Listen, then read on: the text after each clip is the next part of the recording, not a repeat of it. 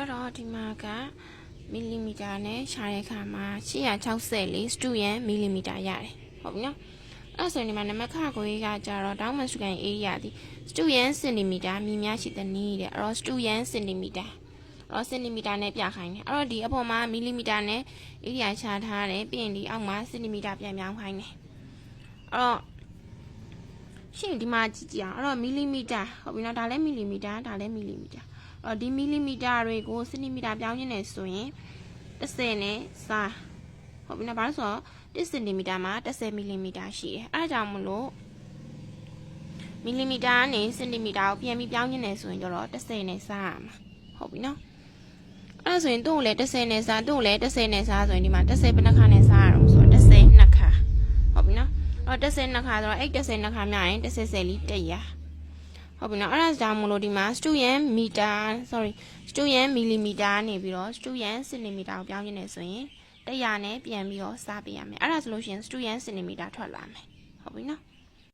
အဲ့တော့မှတ်ထားမယ်နော်အဲ့တော့ student millimeter ကနေ student centimeter ကိုပြောင်းရင်းနေဆိုရင်100နဲ့စမှာဟုတ်ပြီနော်အဲ့ဆိုရင်ဒီမှာ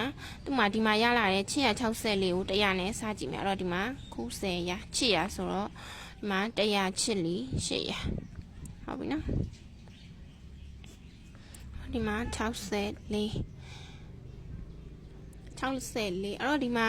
ဆွဲချကြမရှိဘူးဟုတ်ပြီနော်အဲ့တော့ဘာမှဆွဲချကြမရှိဘူးဆိုရင်ဒီမှာတမထိုး3ညတစ်လုံးဆွဲမယ်အဲ့ဆိုရင်ဒီမှာ106လီ600အော်ဒီမှာ4 3ညအဲ့တော့ဒသမနောက်ကဖြစ်တဲ့အတွက်3ညကြိတ်တလောက်ဆွဲလို့ရတယ်တစ်ခါဆွဲရင်တော့တစ်လုံးပဲဆွဲလို့မရမှာဟုတ်ပြီနော်အဲ့တော့ဒီမှာ3ညတစ်လုံးထပ်ပြီးတော့ဆွဲမယ်အဲ့တော့104လီ400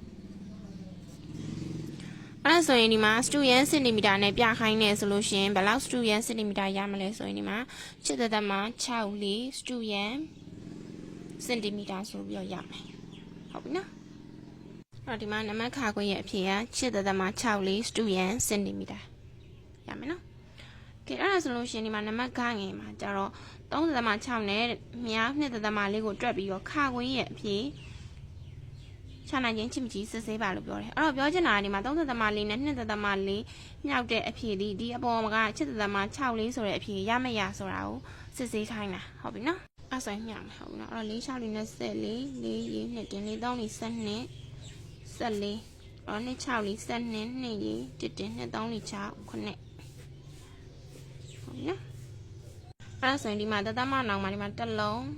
ဆို1 2 2လုံးပါတော့2နေရာဖြတ်မယ်